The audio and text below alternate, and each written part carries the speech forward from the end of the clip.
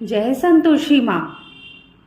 आज हम आपके सामने शुक्रवार व्रत कथा संतोषी माता की व्रत कथा प्रस्तुत करने जा रहे हैं।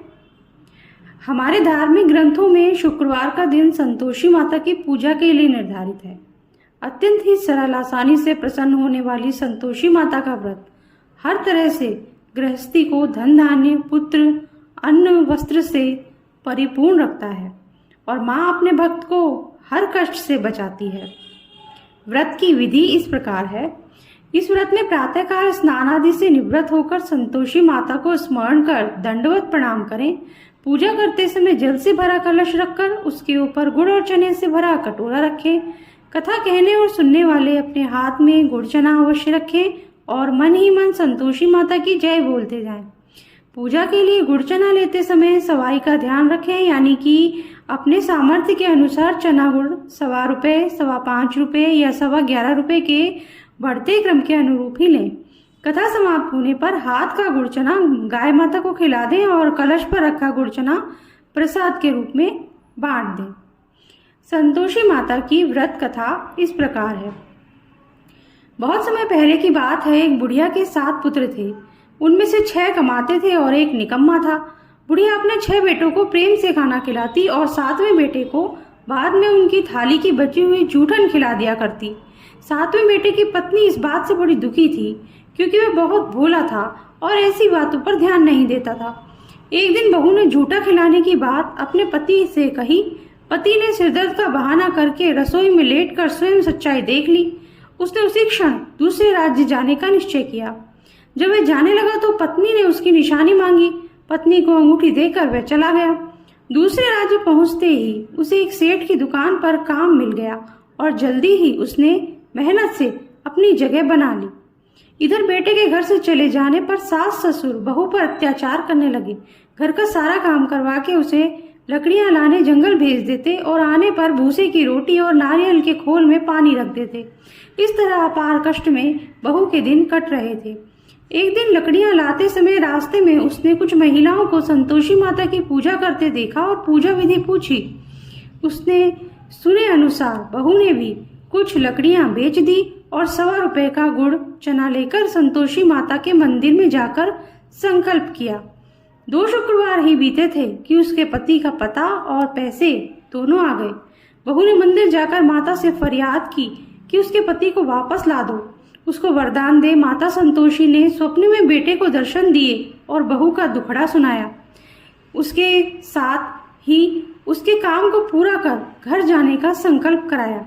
माता के आशीर्वाद से दूसरे दिन ही बेटे का सब लेन देन का काम काज निपट गया और वह कपड़ा गहना लेकर घर चल पड़ा। वहां बहू रोज लकड़ियां बीनकर माता जी के मंदिर में दर्शन कर अपने सुख दुख कहा करती थी। एक दिन माता ने उसे ज्ञान दिया कि आज तेरा पति लौटने वाला है, तू नदी किनारे थोड़ी लकड़ियां रख दे और देर से घर जाकर आंगन से ही आवाज लगाना कि सासू माँ लकड़ियां ले लो और भूसे की रोटी दे दो, नारियल के खोल में पानी दे दो। बहू ने ऐसा ही किया। उसने नदी किनारे जो लकड़ियां रखी थी उसे देखकर बेटे को भूख लगी और वह रोटी बना खाकर घर चला आया।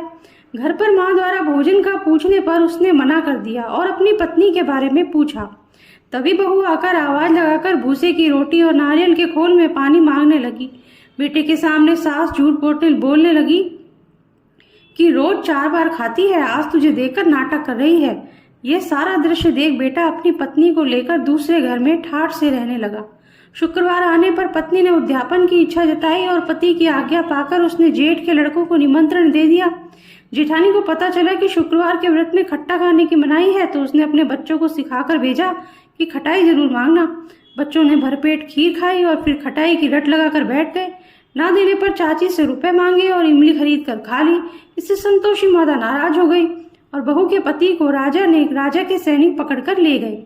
बहू ने मंदिर में जाकर माफी मांगी और वापस उद्यापन का संकल्प लिया। इसके बाद उसका पति राजा के यहाँ से छूटकर घर आ गया। अगले शुक्रवार को बहू ने ब्राह्मण के बच्चों को भोजन करने बुलाया और दक्षिणा में पैसे न देकर एक एक फल दिया। इससे संतोषी माता प्रसन्न हुई और जल्दी ही बहू को एक सुंदर से पुत्र की प्राप्ति हुई। बहू को देखकर पूरे परिवार ने संतोषी माता का विधिवत पूजन शुरू कर दिया और अनंत सुख प्राप्त किया। इसी के साथ कथा समाप्त होती है। मनोकामना पूरी होने पर उद्यापन अवश्य करना चाहिए इस व्रत में। उद्यापन की विधि इस प्रकार है। इसी विधि से जब तक व्रत करते रहें तब तक आपकी मनोकामना पूरी ना हो जाए। मनोकामना पूरी होने पर उद्यापन अवश्य करें। उद्यापन के लिए 2.5 सेर खाजा, मोयनदार पूरी, खीर, चने की सब्जी नैवेद्य रखें, घी का दीपक जलाएं, संतोषी माता की कथा कहें, जयकारा लगाकर नारियल फोड़ें। इस दिन घर में कोई खटाई ना खाए, ना ही किसी को कुछ खट्टा दे। इस दिन 8 लड़कों को भोजन कराएं। लड़के अपने कुटुंब के हों तो अच्छा है, नहीं तो ब्राह्मण बालकों, रिश्तेदारों, पड़ोसियों के लड़कों को बुला सकते हैं। भोजन करा के यथाशक्ति दक्षिणा दें, जिसमें पैसे के स्थान पर कोई फल देना अधिक अच्छा होता है। इस तरह विधि पूर्वक पूजा उद्यापन से घर में संतोषी माता की कृपा सदैव बनी रहती है। Thank you friends.